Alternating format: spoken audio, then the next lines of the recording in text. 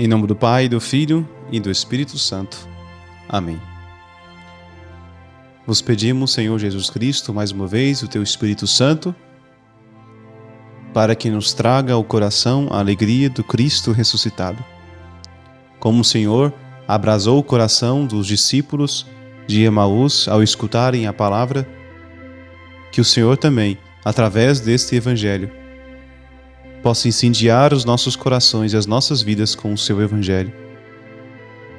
Que possamos compreender a vossa palavra.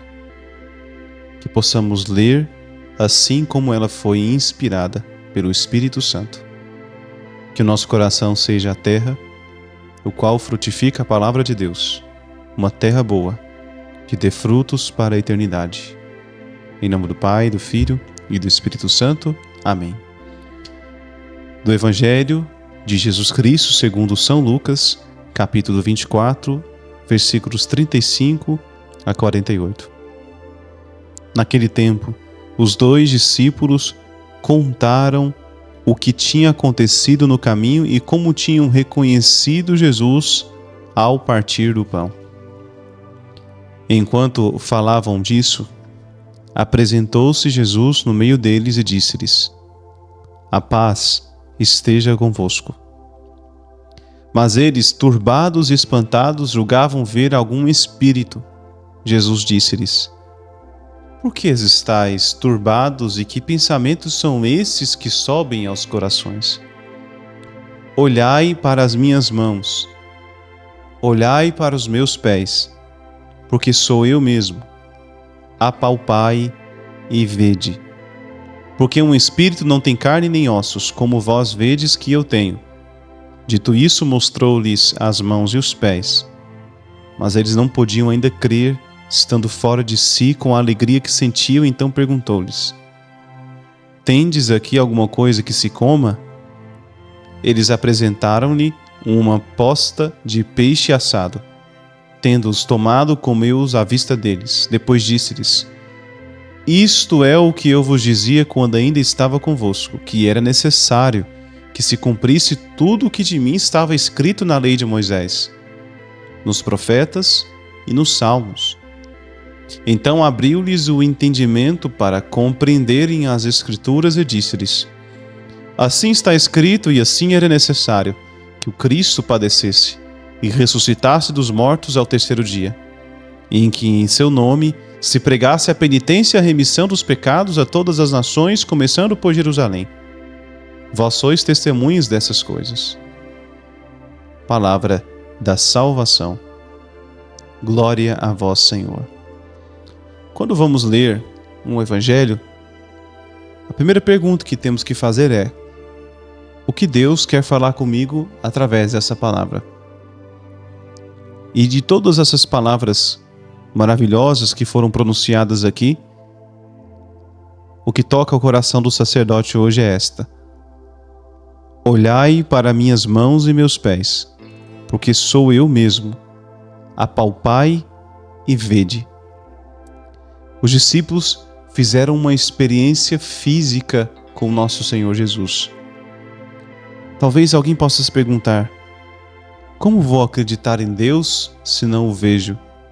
Como vou professar a fé em algo que eu não toco? Muitas pessoas são assim, só acreditam vendo, só acreditam quando todos os sentidos apontam para aquela realidade, só acreditam no que vem. E essas pessoas podem perguntar, e talvez a gente, em algum momento da nossa vida, foi essa pessoa: só acredito se eu ver, se Deus me mostrar, se eu tocar.